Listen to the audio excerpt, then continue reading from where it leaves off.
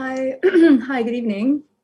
My name is Irene Bindi and I am production editor at ARP Books, and Dr. Jeanne Randolph and I are joining you tonight from Treaty 1 territory, the territory of the Anishinaabe, Innu or Cree, Oji Cree, Dene, and Dakota people, and Métis Nation homeland. I want to first take a moment to acknowledge some tragic news that amongst many losses, we've had a huge one recently in our community with the loss of Sigrid Dahl, who was a very well-known and beloved artist and curator here in Winnipeg, and who has been a mentor and friend to many, one of those friends being Dr. Jeanne Randolph.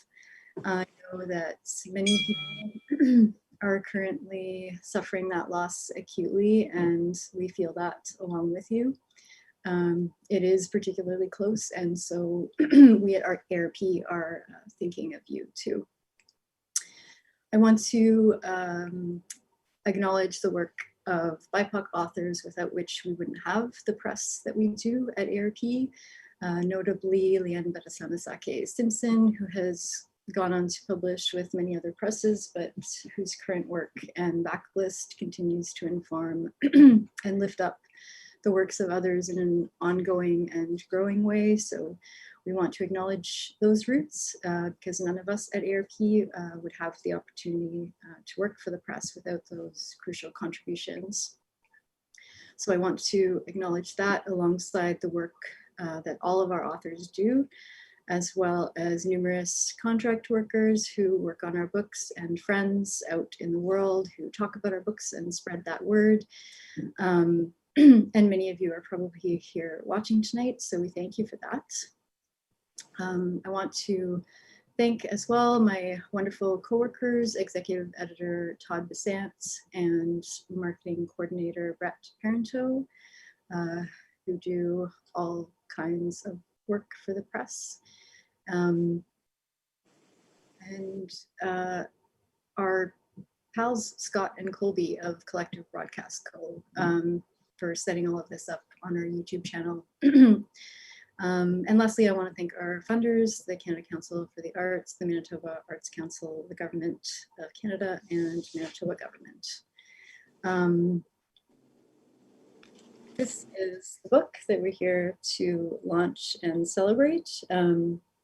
So I guess that wasn't the last thanks, because I also want to thank Kevin Lowe of Low Key Design in Montreal, who came up with this. I don't know if you can see, there's a kind of pearlescence to the cardstock here, and the lovely typeset of the interior is also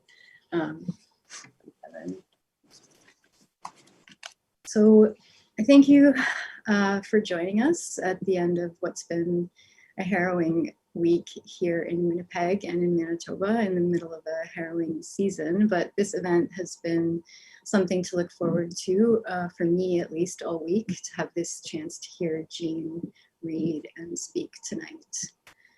So the main event, our guest, Dr. Jeanne Randolph, is one of Canada's foremost cultural theorists. She's the author of the influential book Psychoanalysis and Synchronized Swimming, as well as Symbolization and Its Discontents, Why Stoics Box, Ethics of Luxury, and Shopping Cart Pantheism.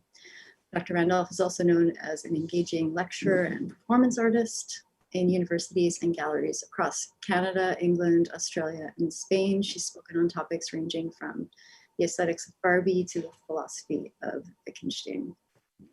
Jeanne has also been a trailblazer of sorts in various areas of literary criticism, art criticism, and psychoanalysis. And while doing all of this, she's also been a friend and inspiration to artists in the Winnipeg community for many years, in Toronto for many years before that, and other places before.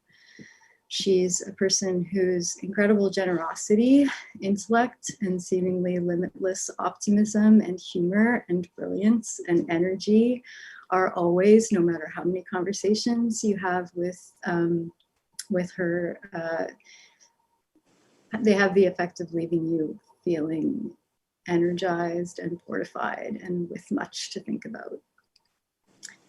So the structure of this evening, Jeanne is going to read a few short chapters from my Claustrophobic Happiness, and then she and I will discuss, and please feel free to send questions through the YouTube chat. And so yes, it's my great pleasure to now welcome Dr. Jeanne Randolph. Howdy. My idea is that I'll just trust all of you to figure out what this book is doing to you as you listen along. I don't want to explain it, it's too complicated, but I will say it's based on Saint Anthony of the Desert's biography of the 4th century B.A.D., current epoch, or whatever that is, current epoch. Saint Anthony got in a cave, and he got in a cave, and he took off all his clothes, and he hardly ate anything but dry beans his whole lifetime. He lived to 102, and the important thing about him, besides his saintliness, is that he was visited by demons trying to drag his consciousness away from Christianity and back into paganism. And these demons who visited him came in many exotic forms. So this book, My Claustrophobic Happiness, is based on La Betty, who has taken herself into a condo and never, ever left the condo. But she's the ultimate consumer who is visited. She's rich as all get out, so she can buy anything she wants. She's visited by what she calls humanistic affirmation purveyors from the 20th century. And you will see how she banishes them. So I'm going to start. I hope you can hear me okay. Okay, I can hear me. I'm going to read a chapter in the middle. It's called Silver Pink. La Betty walked into her cafe corner, a little rounded alcove at the east end of her condo. Its plastered walls were painted pale laurel green. La Betty, one of the walls, repainted silver pink. Silver pink was not shiny, not saccharine, definitely not Gucci Valentine's Day Dionysus super mini bag pink. Silver pink was if the early rays of dawn were reflected across a flawless silver plateau, emitting a momentary illusion of silver plus pink. The color silver pink had been discovered by Monsieur and Madame Cloistered in 1948. But it could often actually appear in the early morning across the sterling silver tray of La Betty's $9,612.15 Emile Vinet coffee serving set. The tray would catch the light of dawn almost before the sky did. The convergence of rosy light and polished silver was as wondrous as the transit of Venus. Although La Betty herself had no idea there was such a thing as the transit of Venus. In readiness for this event, La Betty would occasionally trouble herself to arrange the coffee corner just so. Today, Sunday the 21st would be the morning for the enchantment. La Betty had already pushed one of her Osvaldo Barsani tables just a little closer to the window, positioned for dawn's first blush to hover across the flawless silver tray.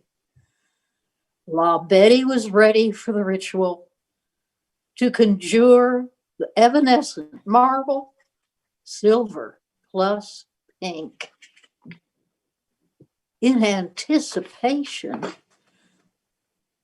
La Betty moved across the room to the east window to her Ib Kofod Larsen Danish 1950 teak sofa. Before sitting down, she skimmed her right hand across the blue velvet upholstery. La Betty's 5,156 and 5 cents dollar Ceylon blue sapphire ring was like a moonlit shadow cast on the sofa's azure. It sent La Betty's eyelids aflutter. She sat on the sofa smoothing her 1970s John Radelli white lace linen skirt over her knees. The sunbeams arrived. Within a moment, the flicker of pink shifted onto the silver gleam, then vanished.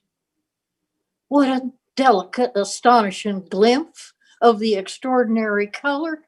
La Betty murmured, "I love it so. This is the perfect color for an iconic fingernail polish." The fugitive glow on the tray had left an ache of desire in La Betty's throat. She would look up and around the walls of her cafe niche. She would imagine an Instagram image of her hands touching the wall. The wall would be an oceanic backdrop for her gorgeous silver pink fingernails. In other news today, the poet Stephen Crane has died.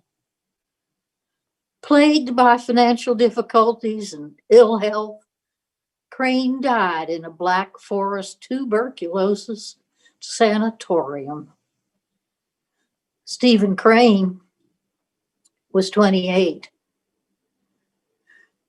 La Betty's literary education was rather shallow, and so she assumed Stephen Crane couldn't possibly been as a celebrity poet like Maya Angelou.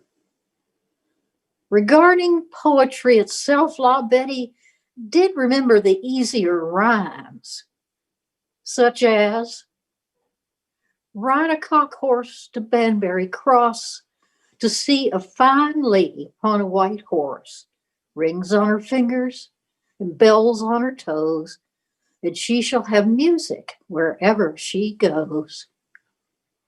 The radio announcer began to read one of Stephen Crane's well-known poems. The announcer's voice was rather high-pitched and his rapid speech slurred, as if he was thrust into the job because the serious newscaster had actually dropped dead in the broadcast booth.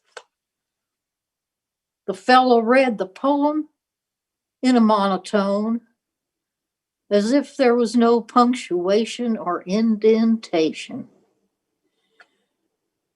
I stood upon a high place and saw below many devils running, leaping, and carousing in sin. No, looked up grinning and said, "Comrade, brother." La Betty had not expected to enjoy a poem that didn't rhyme. Of more relevance, she had totally missed that the announcer was a phantasm. Crane had died in 1900. 20 years before the first radio news broadcast. But La Betty's apathy toward the history of technology was shielding her from the uncanny nuisance of this anachronism. As alert as she usually was to ghostly interventions, to the unwanted 20th century affirmations meant to reform her, this visitation was too subtle. Besides, La Betty's attention had been distracted immediately by the word devils. She did not even notice the phantom radio had gone silent after the announcer finished saying the word brother. La Betty was already entertaining herself with her own silent recitation, listing the luscious Halloween lipstick colors she'd seen advertised alongside the website for the Los Angeles Fashion Week, October 2018. Speak of the devil, red devil, the devil's stare, the devil's night smoke, rose gold devil's dust, daredevil, devil wears purple, lucky devil, bloody devil. Got another one. Now let's see, which one is that? Oh yeah. All right.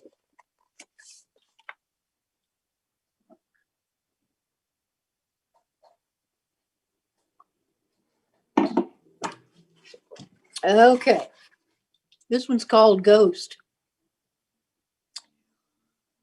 La Betty was staring out the 30th floor window of her condo overlooking English Bay. A sailboat gala was enlivening the waters. At least 13 spotlights were crisscrossing the darkness. The streams of light would expose sails for a moment of perfect glare. Festoons of little red, blue, and green lights twinkled across the decks. The boats were swaying in place as their passengers waved greetings with their little white handkerchiefs. Sparkles intermingled with swathes of darkness like handfuls of diamonds on a deep blue velvet.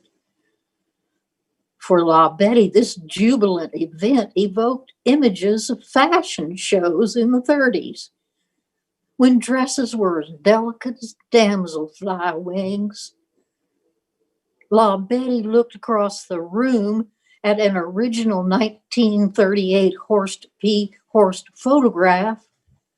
It portrayed a slinky woman modeling a Madame Violette gold lame sheath dress with a transparent net overskirt.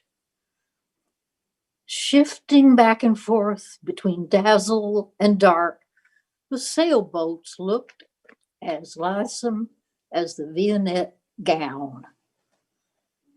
La Betty leaned back to relax in her black leather George Nelson coconut chair.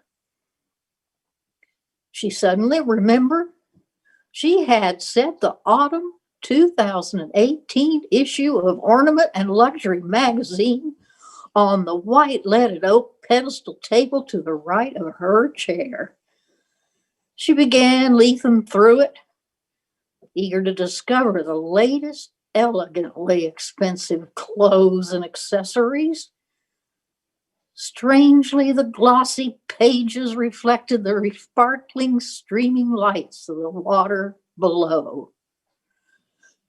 This lent an incongruous aura to page 113.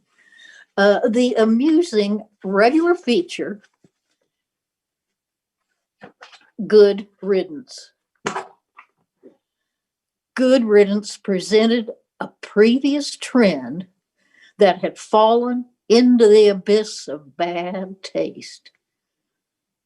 The article displayed the cover of the 1955 October number 13 issue of Casper the Friendly Ghost. Casper, the character, was not considered outre.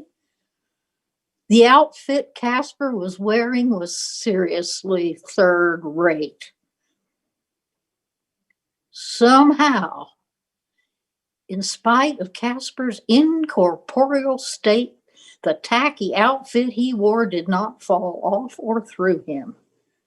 Casper was topless, wearing red Bermuda shorts with huge white polka dots. The green clasp-style buckle secured a narrow blue belt. Casper's beanie had wide red and orange stripes. The commentary filled half the page. Maybe it was sardonic, but La Betty didn't care. She quickly focused on the feature immortal on the opposite page. There, she saw the dramatically divine ghost wedding dress from Viking Vin's Paris 2012 spring-summer collection. It was as if the model was wearing the Milky Way. La Betty never remembered anything at all from common parlance, or she would have murmured from the ridiculous to the sublime.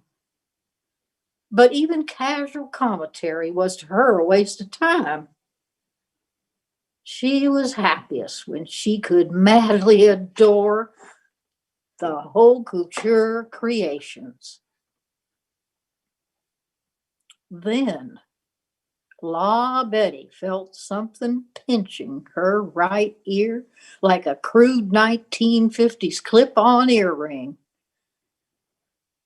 La Betty, whose ears were pierced, reached for the earring gingerly.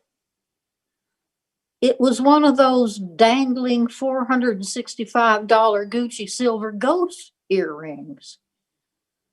It was wriggling, but La Betty was able to loosen it from the wee hole in her ear. When she held it in her hand, it was warm and moist like a frog in the sun, and it didn't stop squirming. La Betty felt not one instant of doubt. This was yet another perverse interruption. For certain, there was a brazen phantom jiggling this bauble. The Gucci icon ghost trinket leaped from La Betty's hand and, slinging its silver chains, hopped onto the image of the Viking Vin wedding dress. The trinket then melted into a tiny pearlescent wren's egg. It rolled off the magazine onto the pedestal table and shrilled like a bird, whistling the words of Sophocles. Children are the anchors that hold a mother to life. The wishful thinking conveyed by this sentence, in spite of the egg's plaintive Edith Piaf warble, was just as repulsive to La Betty as holding a warm, moist frog. The phantasm continued its Edith Piaf vibrato. As the prophet Hildebrand reminds us, the most beautiful word on the lips of mankind is the word mother. And the most beautiful call is the call of our mother. La Betty walked over to sit on the white Icelandic eider-down duvet enveloping her bed. She pulled her cappuccino foam-tinted cowskin footstool closer. Scornfully, she kicked off her pink lambskin moccasins. She reached for her baby harp seal fur slippers. She slid a hand in each slipper and pressed them to her cheeks, buffing in circles ever so gently. She pouted a while, then snarled. Fresh glow serenity ocean trademark ultimate diamond dew infusion hydro sparkling glimmering moisture a gem's glint be the pearl in the oyster twirl glide shine.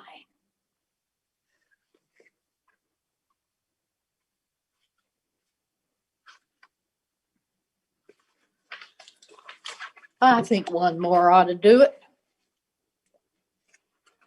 This one's called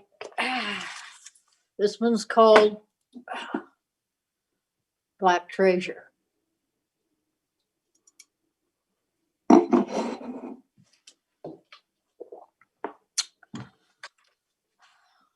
La Betty strode into a spacious, unfurnished room.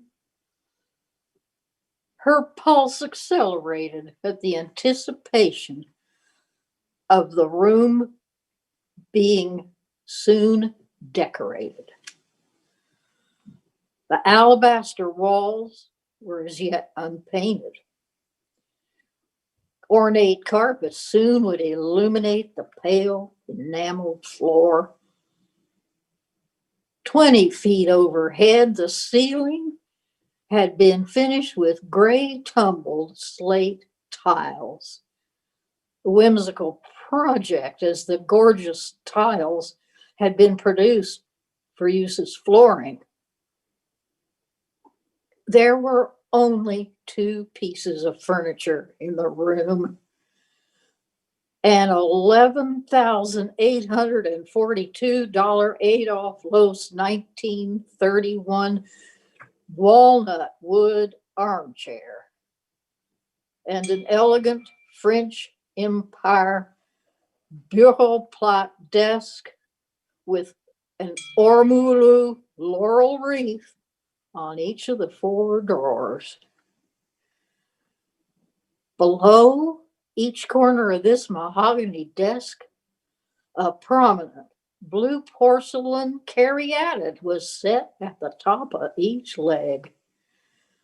A blue porcelain anklet encircled each leg, ending with the highly stylized silver feline foot.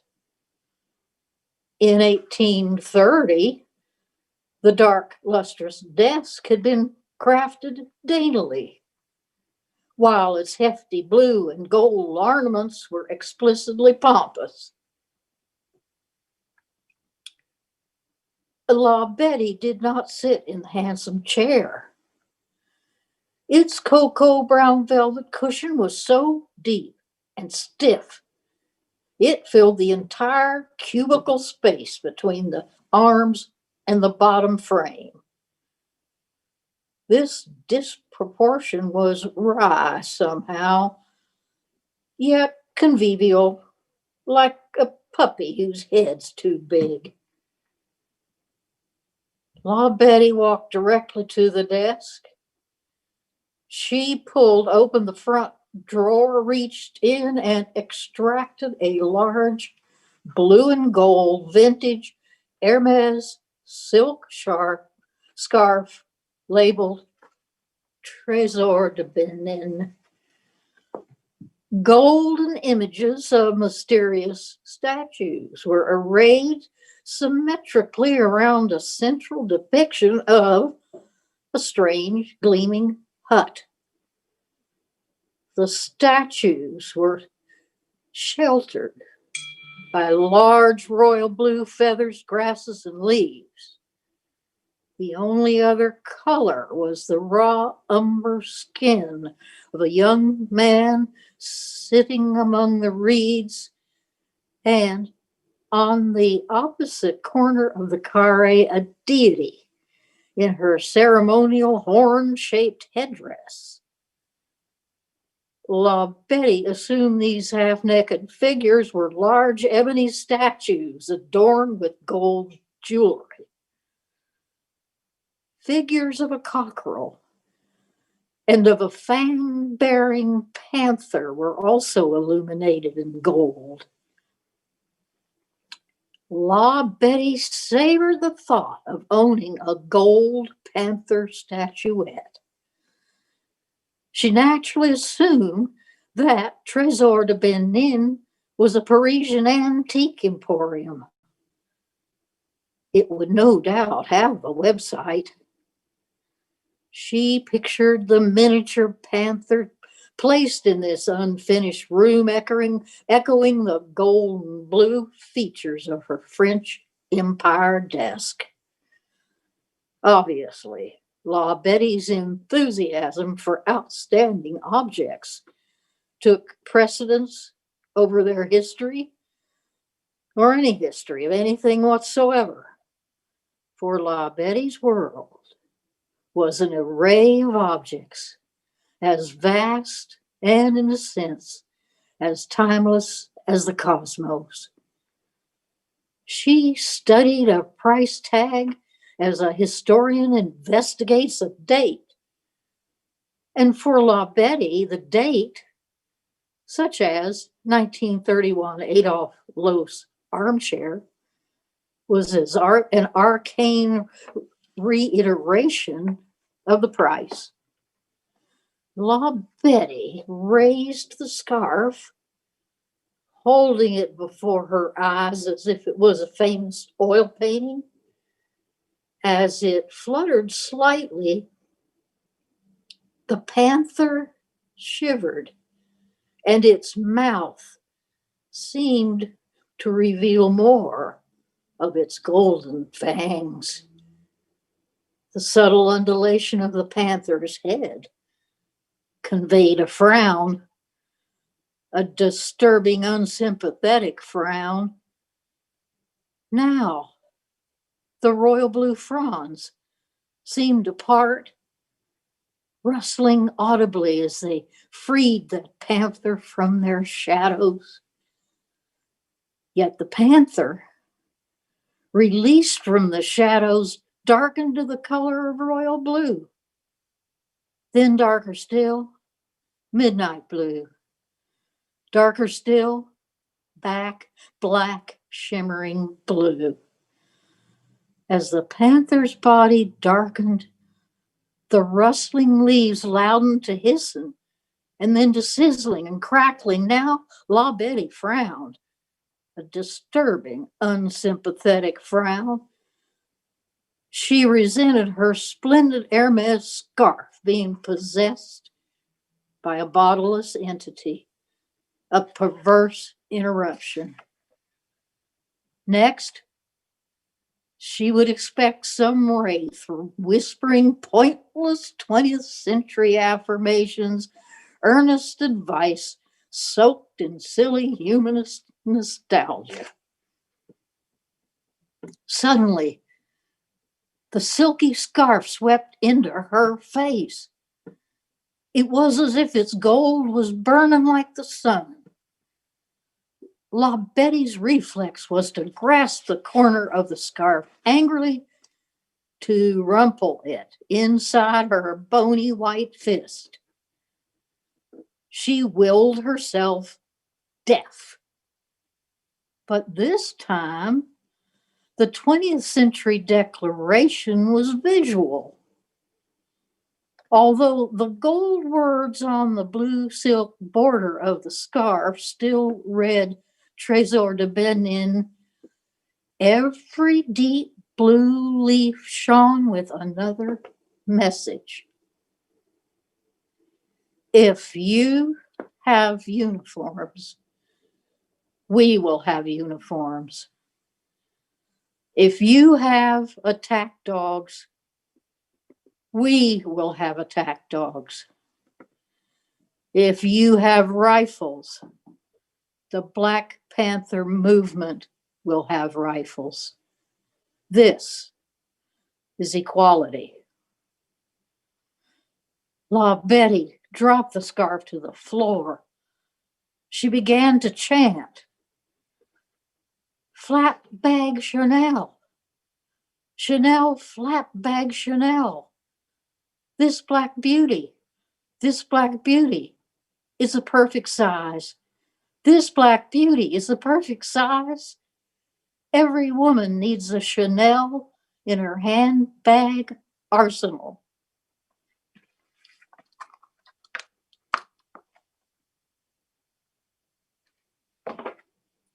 There you go.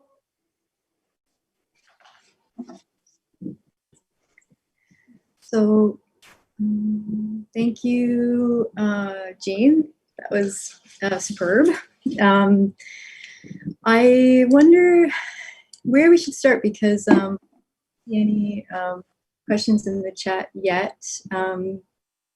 People, please feel free to send them through. So before we get sort of dive into the mind of La Betty, which maybe we aren't even going to do based on what you were saying earlier. But maybe we could talk a bit more about that structure of repetition, and because there is something kind of vertigo-inducing about those repeating return to the same vantage points and the same actions that are sprinkled throughout the book, and not just that, these same like behavioral patterns, both from La Betty and from the haunts.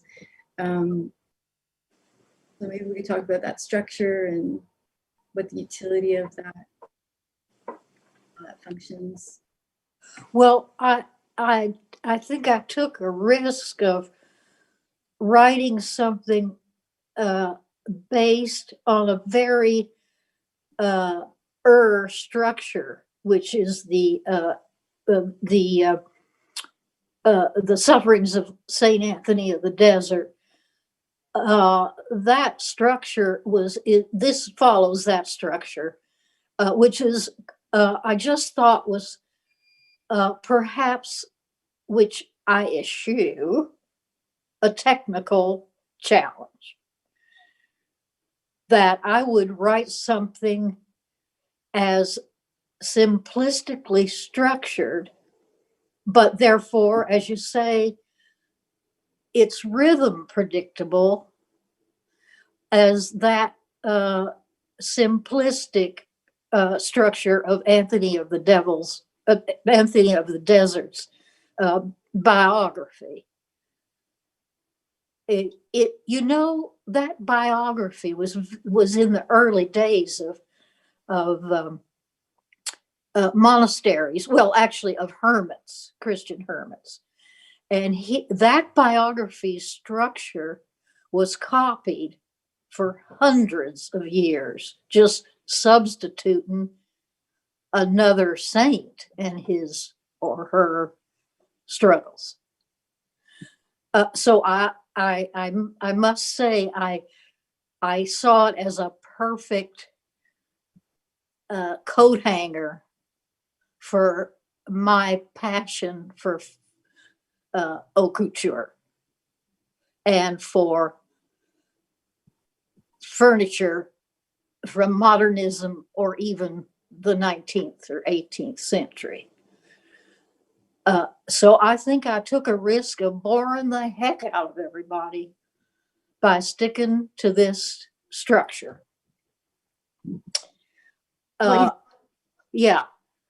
You failed at boring us, I think, but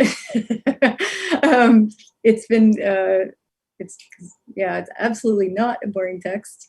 I have a question here. Sorry, I just see here from Paul Kajender. I don't know if I'm pronouncing that. Paul Kajender, yeah. He says, "Wonderful, Jeanne, thank you. I want to ask you about the tragicomic nature of specificity, the pleasure of description, i.e. George Nelson, furniture, or Casper the Ghost, and how fetish / description in our culture of excess creates claustrophobia." Well, Oh, honey, you're so smart. My first thought is advertising begins the appreciation, so called, of luxury items in our culture, and of course, tacky item advertising followed suit. The um, the presentation of luxury items, for example, uh, is so super saturated with color. And if not, it's pseudo Man Ray black and white um, images that we all know have no content. They almost do, and then they don't. What amazes me about luxury items and their presentation is, as advertisements, they have no texture. You can't, they have no texture, which acclimates us to the idea that the idea of something is good enough. So all of us who can't afford that Adolf Loos chair, the colors and the position of it on its website, for example, is so stark and so unmodulated that looking at it, I start to feel claustrophobic. I can't get away from its method of presentation. It standardizes what something valuable is supposed to look like. And maybe I'm hysterical, but we see more of that standardization over and over, and it seems there's no exit from it as advertising. Or some of those luxury items are so enticing if you're in a really high-end store, which, I was in a high-end store here in Winnipeg. There is one. And I was just agog at the shimmer and gleam and cleanliness of these objects for sale. And before I knew it, there was a man standing at my shoulder. He was a floor walker. He thought I was going to pickpocket something because I looked a little too shabby to be in that store. But there was a compulsion to look that I couldn't get away from, as if I was in an elevator and the door wouldn't open. I think it has to do with presentation. I think it has to do with the genius of these advertising artists and actual makers of these objects, that when you start looking at it, you almost can't get away, not only from the object, but from the idea of how perfect it is. I find that claustrophobic. It's interesting because that kind of veneer, that gloss, seems to be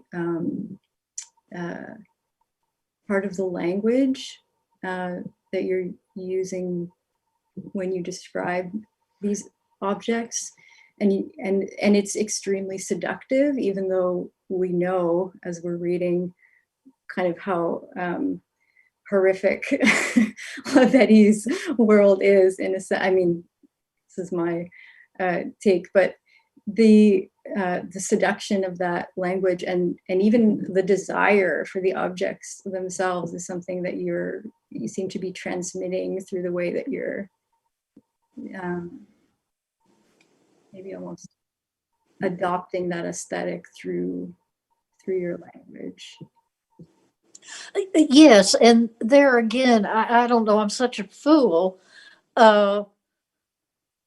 because it could read like ad copy on steroids. And so I wondered if it was possible to switch the context, even though the objects were scintillating in their luxury, the context would show uh, the evil side of that kind of materialism. Absolutely. That's it. It's the very energizing tension of it, I think. That's what I was curious about. There's more here from Paul. Wait, an interjection from Karen Asher. She wants to know names. What store? What store, Jeanne? Oh my God, Karen, honey, I don't remember. Okay. Paul continues. This convo breaks my heart. Pickpocket of our hearts. I feel you enjoying this POV, inhabiting a character that tabulates and articulates all too knowingly what everything is for them.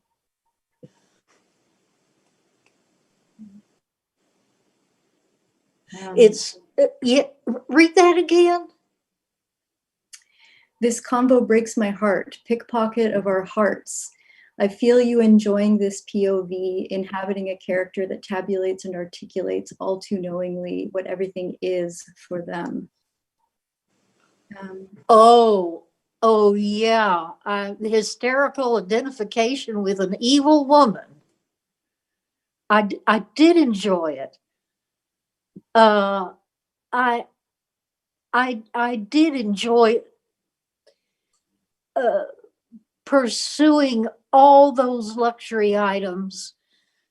I enjoyed pursuing them, knowing that I had a diabolical creature who would invest them with a kind of ambivalence, if not downright conflict. So that is a conflict that is worthwhile to me, even almost masochistic, to pursue a point of view or a place of being that is just the wrong thing to be stuck in.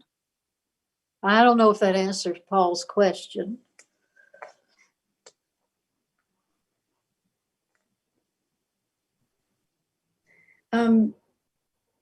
It's interesting because, and I don't want to belabor the pre-COVID, post-COVID thing too much, but it contextually, it's obviously the very literal isolation makes it so that La Betty is someone who we wouldn't have anticipated identifying with necessarily, but we're forced into a situation of actually being able to understand somewhat that at least the isolated nature, but she's not like us in that she doesn't miss anyone. She doesn't have any human connections or desires of any kind. She can't even face the fact that she has skin, for instance. But she is this kind of, or to me, she feels like this, the fruit of this capitalist nightmare. So there is this way where she's a being maybe a bit more in this context than she would otherwise have been for us, and that's kind of an interesting, especially for those of us who actually maybe don't mind isolation so much. It adds an extra eerie layer. It is quite the coincidence that we have been marched inside of our homes, and those of us who don't live with anyone, we're certainly in no danger of getting infected unless we let our cats out and they catch COVID.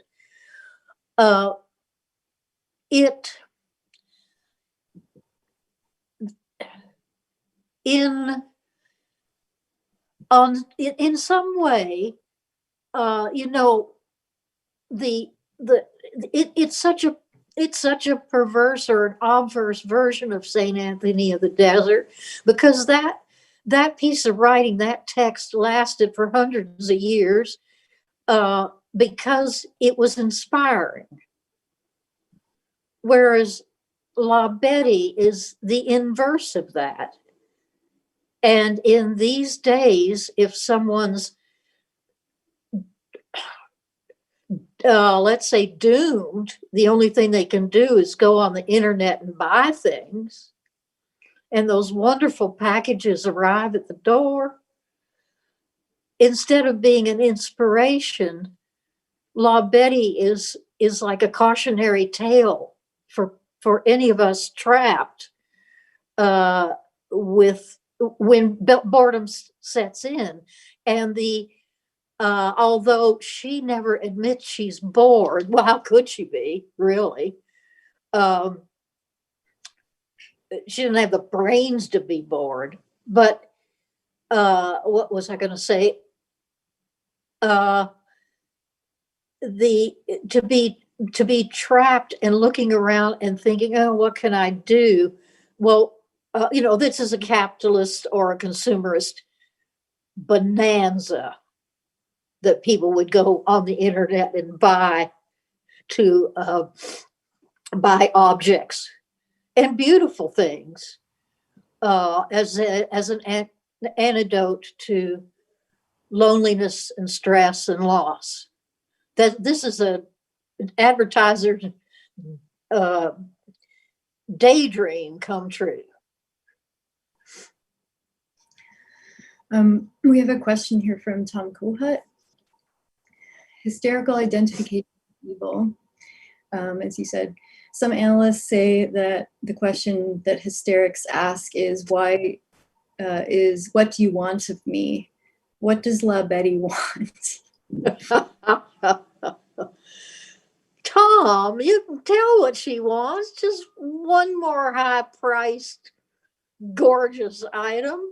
And there's so many of them in the book.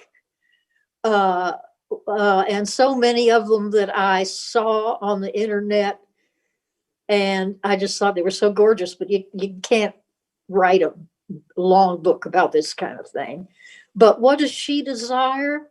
I think you could look at it as, from a psychoanalytic point of view, she wants a mirror from these inanimate objects, a mirror that convinces herself that she's not flesh and blood. She looks in the mirror of that Empire desk. She looks at it. It's mahogany, it's gold, it's porcelain, and there's no mistaking that it's an object.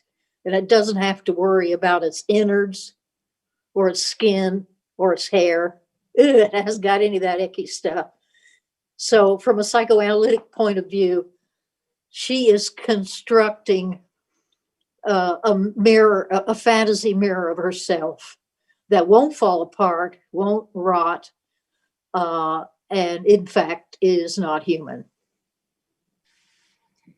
It's super interesting. One of the things that struck me was the fact that for somebody who is constantly buying things and donning them and constructing an aesthetic around herself, that she doesn't have a relationship with mirrors. Like mirrors, I mean, there is but they almost seem glaringly absent, and that kind of tips you off to what you were just saying, and that non-relationship that she has.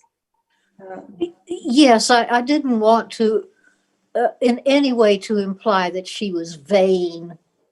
Yeah. Or had a self-image in mimicry of any of the supermodels or royalty or any people like that. There is one chapter where the only mirror that she owns is set in an angle so that she is not reflected in the mirror. Only her possessions are reflected in the mirror. So try to avoid the idea of a selfie culture. Yeah. There's a question here from Dawn Goods. Isn't there a pleasure to find lint and other undesirables that were missed when preparing the presentation, where the truth seeps in? A pleasure in discovering, like, as if y'all were looking at my floor right now and see all the hairballs from my cats. You know, that's a good question, Don, because I mean, it's a good proposition. I always, well, I wrote a long piece about Barbie dolls in which I called attention to the fact that their faces are flawless. Their skin, so-called, is flawless. There's no marks of aging or of perhaps being hit in the nose with a basketball or anything like that.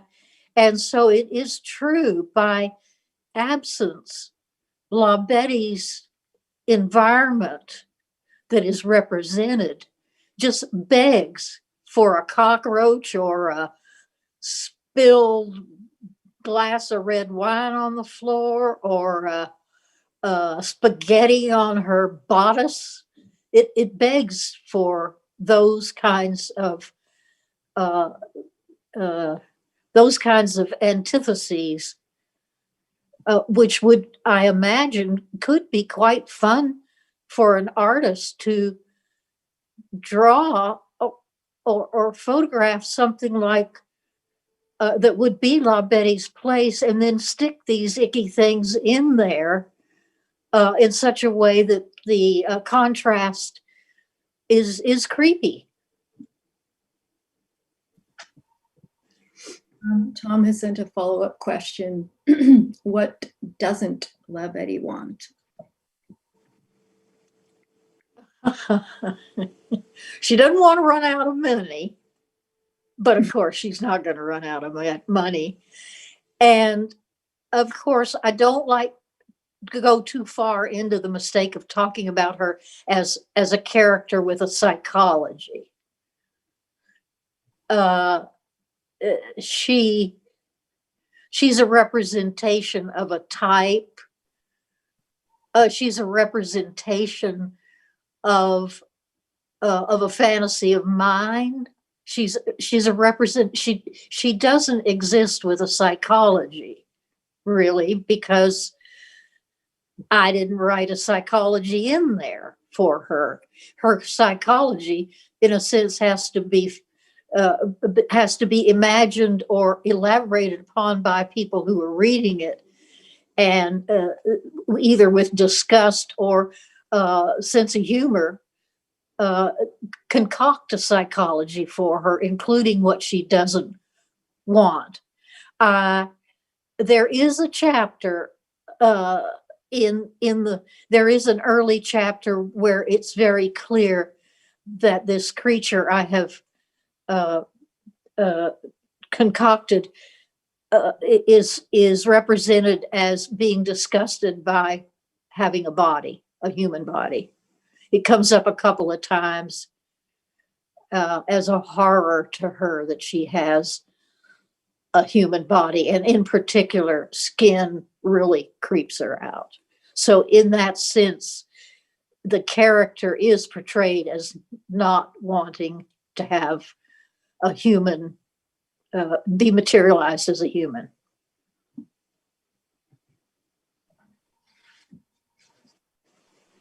She seems also to not want to have any access to, or to be confronted with any kind of a awareness, a political or social awareness. I mean, I don't know, like how the various interventions. Well, maybe I won't get too much into the various, like the nature of each demon as she would see it. There's lots more questions here. There's a question from Kagan McFadden. I want to know if she calculated the entirety of La Betty's holdings in dollars. That's for you to do, baby. I don't have a calculator, and oh my Lord, that's mathematics. There's a question from Oliver Bochar. Is there a difference in this kind of presentation of luxury objects depending on medium, say glossy magazines versus the internet, i.e. the backlit glow of screens? Oh, that beautiful light through that Marshall McLuhan was thought was so important with our television and other media. I tried to construct La Betty as absolutely attracted to flatness. So for her, if she doesn't like, so for her, she wants things always to look as flat as possible, two-dimensional as possible. And so it doesn't matter the medium. She's only going to look at it if it represents a desirable object as having almost no middle ground or background. That is the rhetorical device to hint at how shallow she would be considered. And there are a couple of chapters where that is actually pursued in a literary purpose to enact what we would call her superficiality. There's a question from Jennifer Paparero. La Betty now is part of a precious book, but can you speak about her in the gallery? Oh, well, thank you, Jennifer. Jennifer, when she was at Plug-in, absolutely re-envisioned what could be done with a text if it is in a relation to a three-dimensional artwork. And for that exhibition, it was Days of Reading Beyond This State of Affairs at Plug-in. The text was more objectified rather than something you wanted to read necessarily, or didn't have to take the time to read. But each of these chapters was actually originally written as my idiosyncratic response to an artwork. The artworks in the McKinsey, in Regina, the McKinsey Art Gallery vaults. I had access to that and picked some stuff. The University of Winnipeg, the Winnipeg Art Gallery, even Plug-in itself. Each piece was written with that artwork in mind. But of course, I wanted a way to write that the texts could be autonomous. So some of the imagery, you will get the impression she's looking at an artwork or an artwork basically, but the reference to it is in the fictional in the fictional realm. There's no, I don't think there's much of a clue except for the Andy Warhol portrait of Queen Elizabeth II, that any of these chapters are referring to actual solitary actual artworks.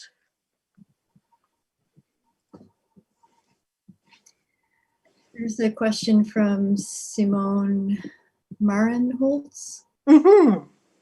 So she fetishizes things, in all caps, as she increasingly mistakes herself for a thing in the absence of others validating her as soul's subjects. Sartre's recipe for bad faith. Oh, yeah. Yes. Bad faith would be, as Simone absolutely knows, you create such a rigid structure, context, bodily gesture, setting, that it's programmatic. So you don't really even have to believe in the impression you are making on others. You're enacting like Sartre talks about, almost like levers and pulleys that are enacted, that other people in very, what would you say, conventional circumstances, they're delighted because it's almost not a person committed to what they look like and act like. And yet they act like it's giving them pleasure. And that's bad faith. The questions just keep coming. Are you ready for more? Yeah, I'm ready for more. A question from Deborah Kasner. I'm curious about the meaning of the figures on the Hermes scarf coming to life. I would have understood that as psychosis, but ... Deborah,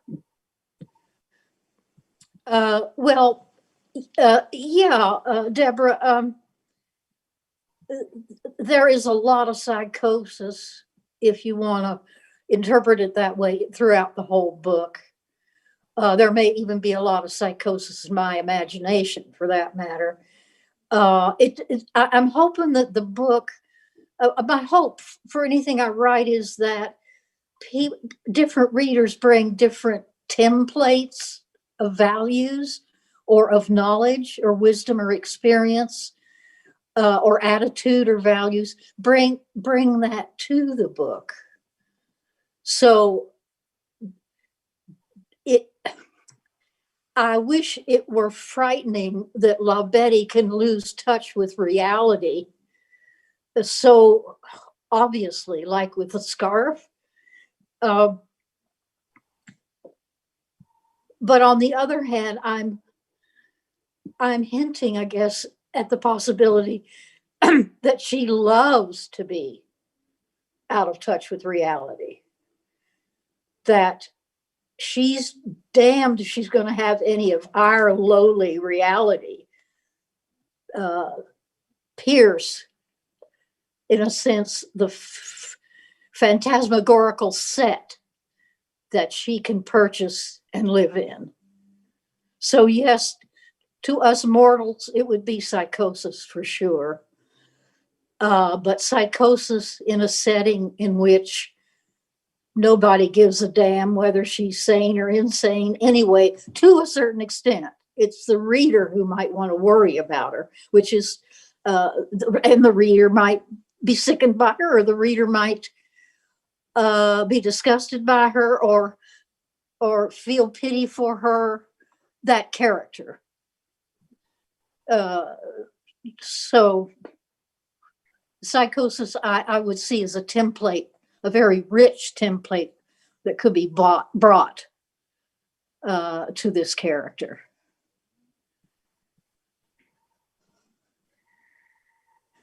A question from Ming Han. Jeanne, as someone who loves stuff herself, what is the most luxurious item that you desire?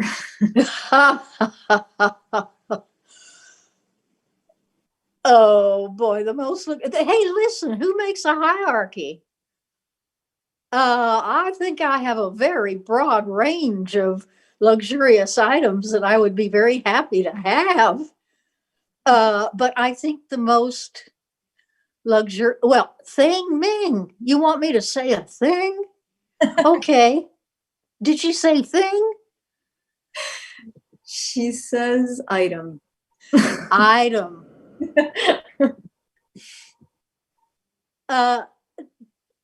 Do animals count as items? I would love to have a giraffe. I think that would be that would transport me to a level of ecstasy that I've never experienced. Fantastic. There is a lot of morphology of different kinds. There are a lot of like, I know you are a lover of creatures, these organic elements, and they always seem to be morphing, expanding into different worlds, and then progressing from a state of like cuteness to an absolute horror at the other end. Yeah. That's why I like cats and bunnies, because they are so soft and stuffy like, and yet if you rub them the wrong way, they'll scratch your eyes out. And I love that dichotomy. The turtles that I have start out looking really unattractive, let's say. They're all scaly and they got shells and everything.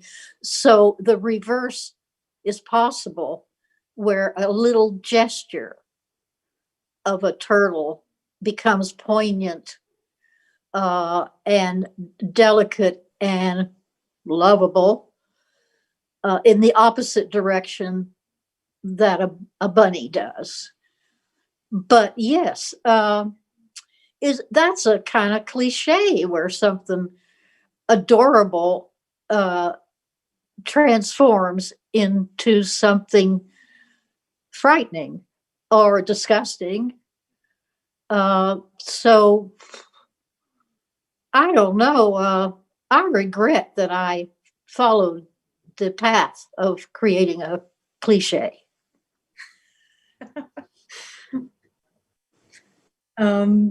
Okay. Question from Hyan Kwam. Jeanne, we love you. Could you talk about how you imagine writing in this time of pandemic? This book already evokes isolation so powerfully. Hey on, love you back. Love you, honey. I'm wondering, it seems to me that often when one is so tired and beset and working hard on other things, and heaven forbid, even housekeeping, and thinking, oh, if only this would all fall away, that's the perfect conditions for writing. And if in any writing residencies I have attended, because they are short, like 3 months or something, then that comes true. And often you're served dinner and stuff like that. It seems like the ideal way for a writer to live with that kind of freedom. I have found out over the decades, though, for myself, that I write when I'm doing anything. And so until I start having a very poor memory, actually doing anything in any environment, one can be writing. And then what I do is I'm writing an imagery and the ideas are in the imagery, and then I just copy what's in my head in words. That sounds like it could be almost hallucinatory. But during this isolation, I think it's making me a little nervous. It's making me nervous about there being so little surprises and messes in interrupting my life, and I'm not so sure out of that circumstance that imagination would carry a person very far. I am myself, which I don't like to talk about, but let's pretend it's an example. Glad I had a couple of writing projects already on the go before this isolation hit. Because when I run out of them, if there's still a pandemic, I'm curious to see what form my insanity will take.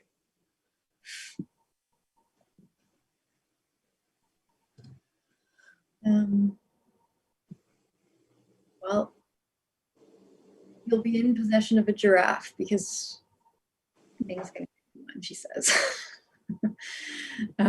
So that should heighten the insanity somewhat. There's a comment from Erica McPherson. She says, hyper objects come to mind, except maybe for the flatness, but the claustrophobia brings to mind an existential anxiety that Betty can experience in relation to hyper objects. Yes, that's an imagination, a hypothesis even to carry forward from the actual presentation of La Betty. It's almost like a psychological thought experiment. I wouldn't know how to do that. I'd have to think about that, Erica. I'd have to think about the relationship between her supposed kind of claustrophobia and another form of representation that didn't conform to her need for flatness. And in a way, what would she do if confronted with it? Or what would she do if it surrounded her? That would be a whole other book, really.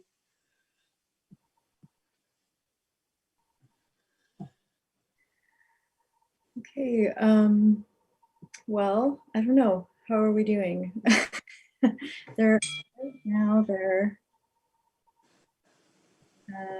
Comment from Jennifer Rudder. I want to break the screen and grab ya, Beano.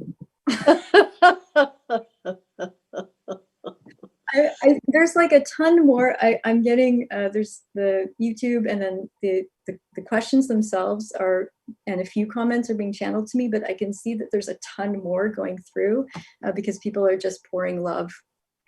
Oh, I need love. You're getting lots. So have we run out of questions though? It looks that way. Yeah. Is there anything? Well, I think that's a hint. It's a hint. It's a collective hint. Well, thank you so much, Jeanne, for the reading and discussion, and for publishing the book with ARP. Erica says you should write that book. As a follow-up to what you were saying previously. I think that's it. Thank you all. Thank you so much. Thank you, Irene and ARP. Thank you. Bye. Bye.